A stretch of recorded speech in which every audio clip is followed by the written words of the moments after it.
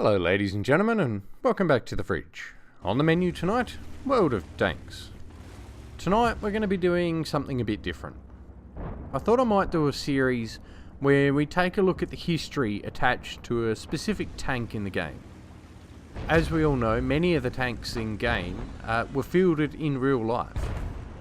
What I want to do is run through some of these and take a look at how the real life tank stacks up against the in-game tank.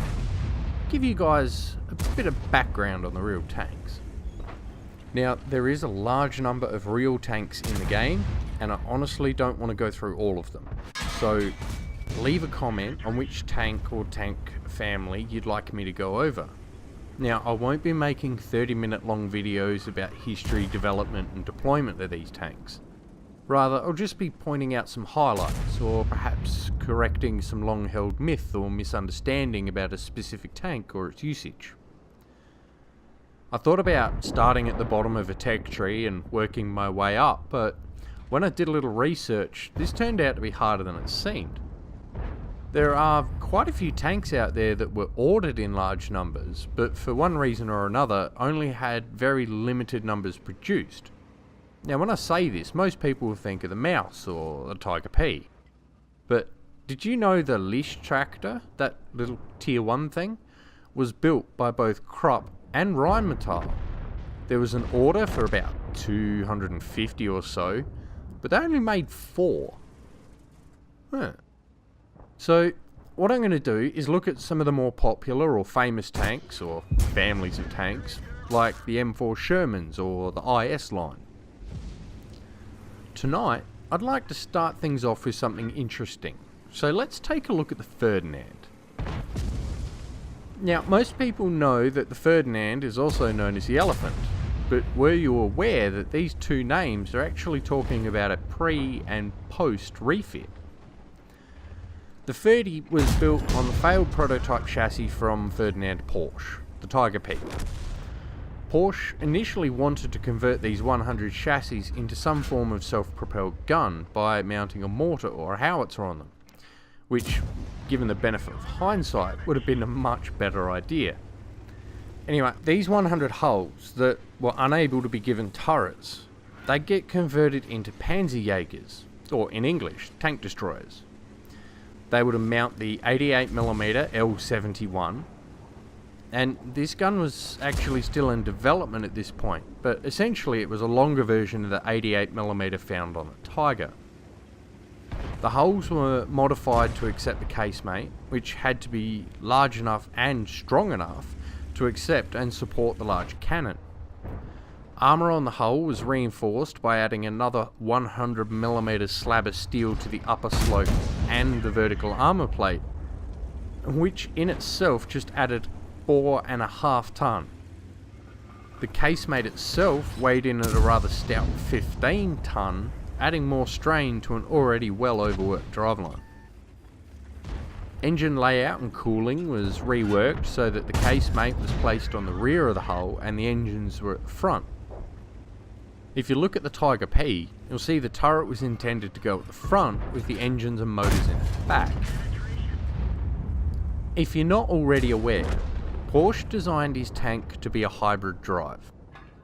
Petrol engines would turn electrical generators that would power electric motors, which would drive the tracks. One of these power units for each track. As you could guess, the complexity was a nightmare to do anything with. Production took large amounts of copper, maintenance required a mechanic and an electrician. Cooling for all these components was very inadequate, which led to overheating, failure, and fire if your luck was that bad. The drivetrain was already overloaded just by the tank's weight, and adding all the Ferdinand bits made it even heavier. Honestly, why someone didn't pull the plug on this project is beyond me. It was clearly a failure from the beginning, and it was only getting worse.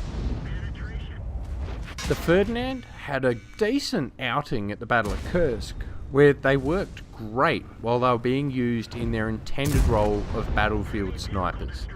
They were able to take out enemy tanks and guns at a range of in excess of 5 kilometers. The problem started when the Ferdies had to advance. They didn't have a bow machine gun, and they were effectively blind. They didn't have any vision devices to the sides or to the rear.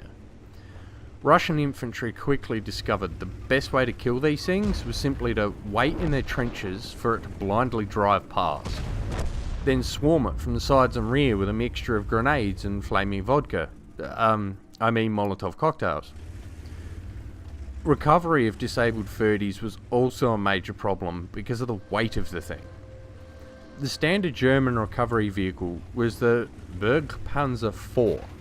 Basically a Panzer IV with the turret removed, a little crane and some towing bars. It took 5 of these things, all working together to be able to move a single Ferdy. After the Battle of Kursk, the Germans wised up and decided to refit the Ferdinads. Modifications were limited, but it got a new commander's cupola with 7 view slots that was welded over the roof hatch, a ball-mounted MG34 for the radio operator in the hull, and the famous Zimmerit anti-magnetic coating was applied. After this was done, you'll find both Ferdinand and Elefant names appearing in reports. It was common practice to call the non-upgraded tanks Ferdinads and the upgraded ones Elefants, but this was never actually official.